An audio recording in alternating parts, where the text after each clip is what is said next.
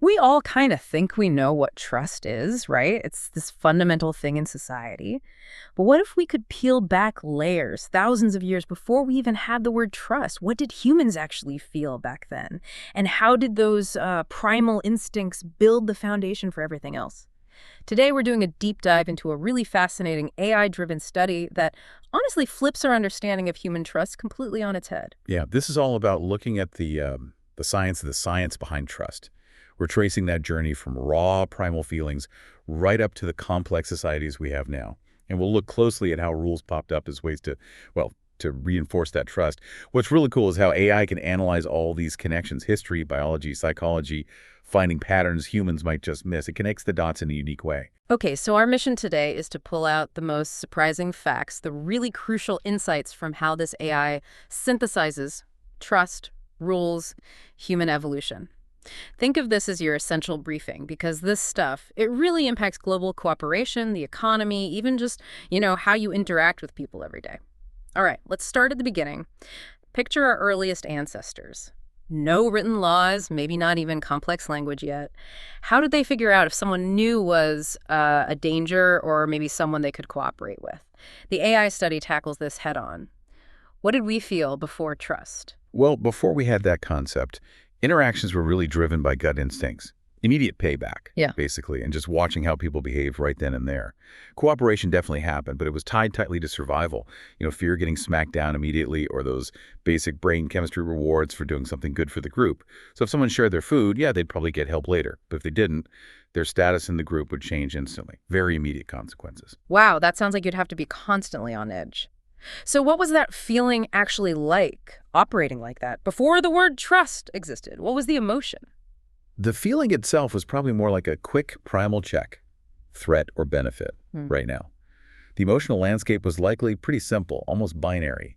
Is this safe and good for me now? Which would trigger, relief, maybe a little reward feeling from the brain's dopamine pathway, so circuits that make cooperation feel good, reinforcing it. Or is this interaction dangerous, costly, which would lead straight to fear, stress, very reactive. Okay, so even without the concept of trust, our biology was already pushing us towards connection. Absolutely.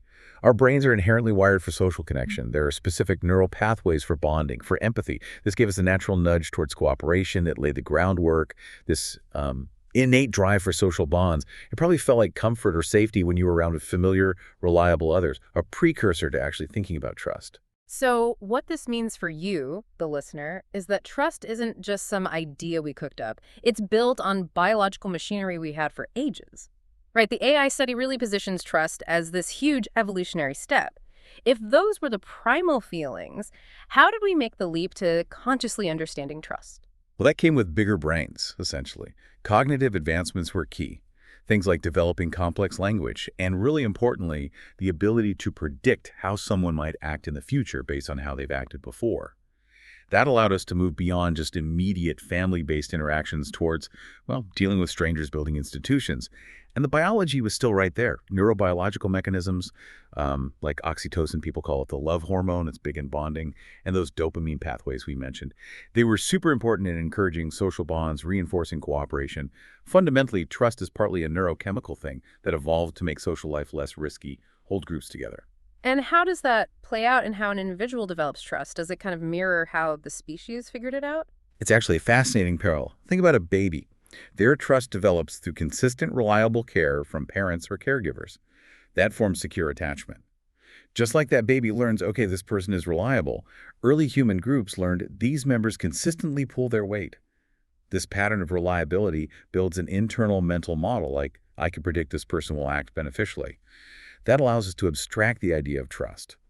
And other cognitive skills are vital too, like theory of mind understanding. Others have thoughts and feelings, plus empathy and reciprocal altruism, that I scratch your back, you scratch mine instinct. Okay, that makes sense for individuals. How did it scale up historically across whole societies? You can trace the path. Early hunter-gatherer groups, they relied heavily on that immediate reciprocity and reputation within their small bands. Everyone knew everyone. But then the agricultural revolution happens. Big turning point. Suddenly you have larger settled communities. You need cooperation over longer timescales, often with people you don't know intimately. That's where you start seeing shared norms, early attempts at laws developing. Then later, with the rise of trade in cities, the need for trust between strangers just explodes. So you get contracts, formal legal systems backed by states. What this historical path shows is that as societies get more complex, the mechanisms for trust have to evolve too. It shifted from purely personal trust, I know you, to more abstract institutional trust, I trust the system. Because direct knowledge wasn't possible at scale, humans literally had to invent new ways to trust, like relying on shared rules and institutions. And it's not just science and history looking at this, right? Philosophers have been chewing on the idea of trust forever. Oh, absolutely. Philosophically, trust is seen as completely fundamental. It underpins morality, ideas about the social contract, think Locke, Rousseau. They all saw it as essential for society to even function. It basically boils down to a willingness to make yourself vulnerable, believing someone else will act in a good or at least not harmful way.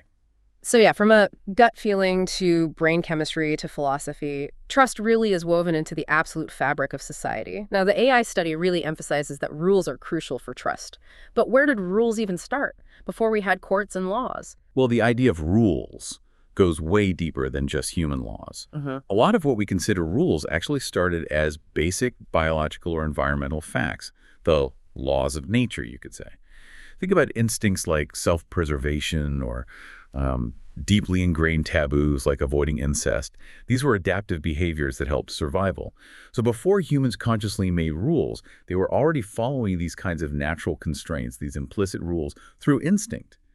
That feeling before trust might have been tied to this, like feeling safe when you stick to the cooperative rules, feeling danger when you violate them. That's wild. Following rules we didn't even know were rules. How do we get from that to actual social customs, things people agreed on? It was a gradual shift, but a really profound one.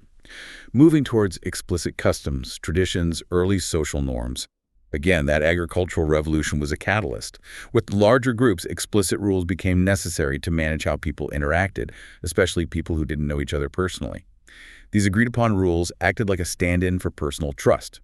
You didn't need to know the person, you just needed to trust that they'd follow the same rules as you, creating a predictable framework. And then came the really formal stuff: laws, ethics codes, governments. Exactly. As societies became even more complex, rules formalized into codified laws, think Hammurabi's Code way back when, and detailed ethical frameworks, complex systems of governance. Legal systems are basically institutionalized trust. They're society's attempt to manage uncertainty and make behavior predictable when you can't rely on knowing everyone. Law offers a kind of institutional trust.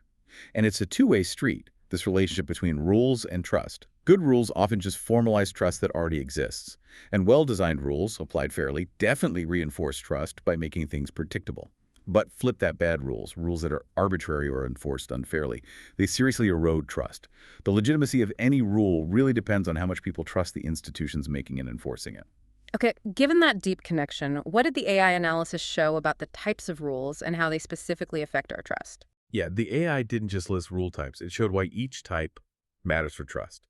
It's quite insightful. You've got natural instinctive rules, basic survival stuff, giving us primal predictability.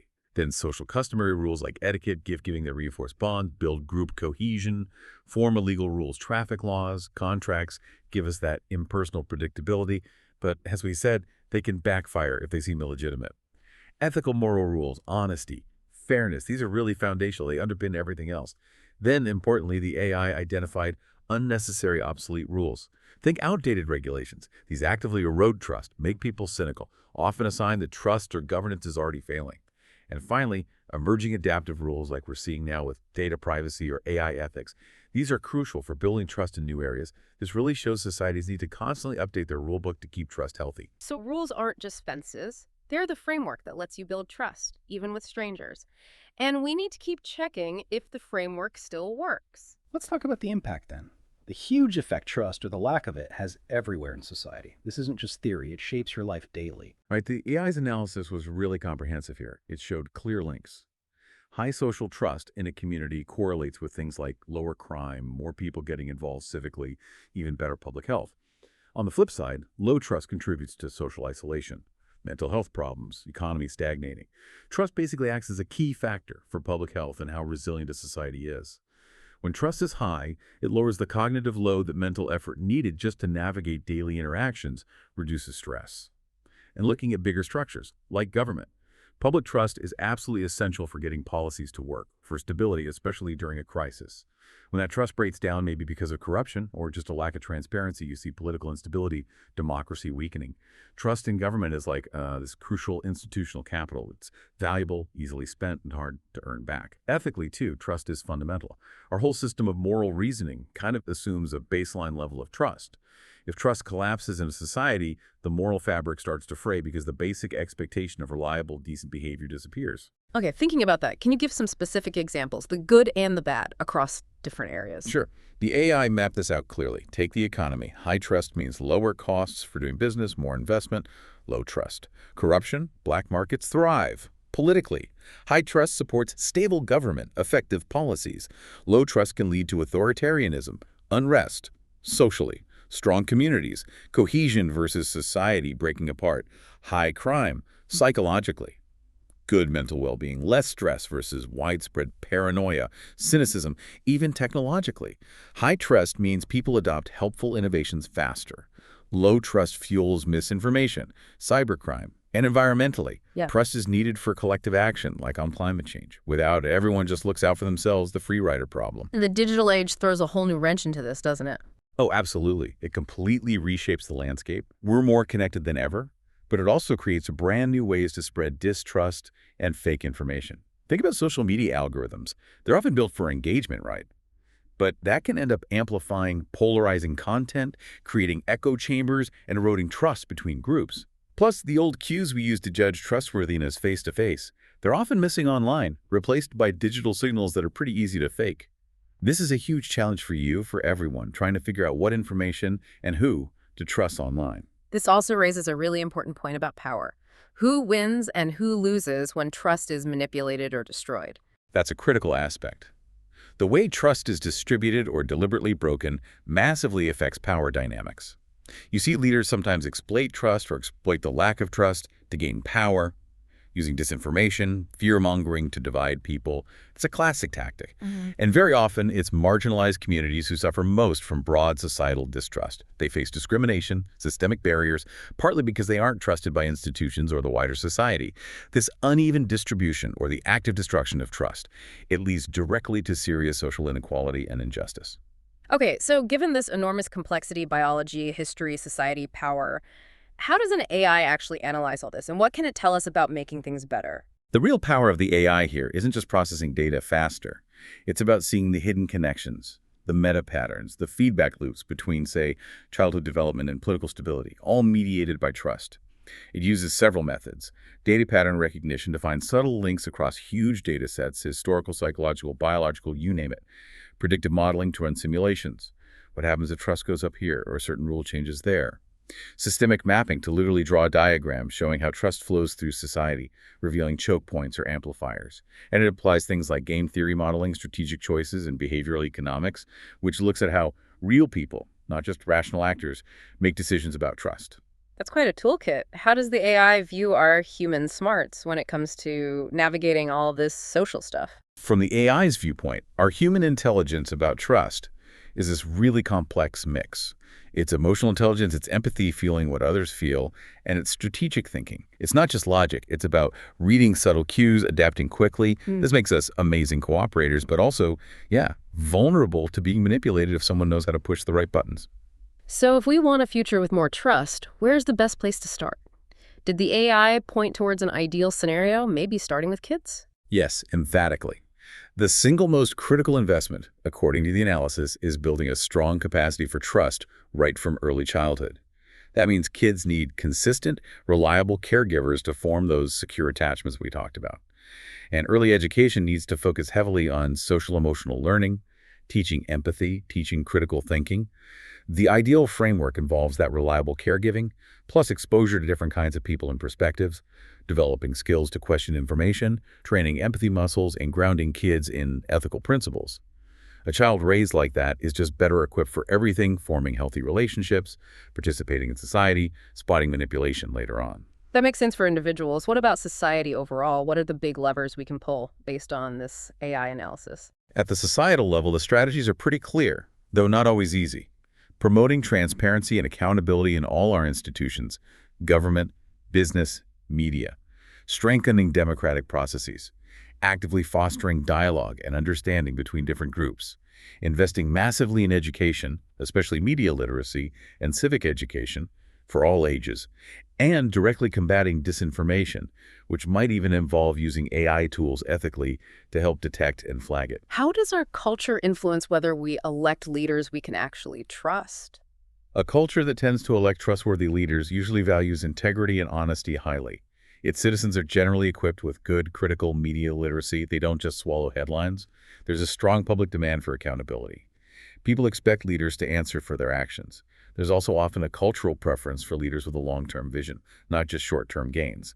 And crucially, it's usually a culture that promotes and values diverse perspectives, seeing that as a strength, not a weakness to be exploited. And where does AI itself fit into building this more trusting future? What's its unique role? AI has huge potential here, if used wisely. It can perform trust analytics, identifying emerging patterns of trust or distrust so we can intervene early. It's becoming vital for disinformation detection and mitigation.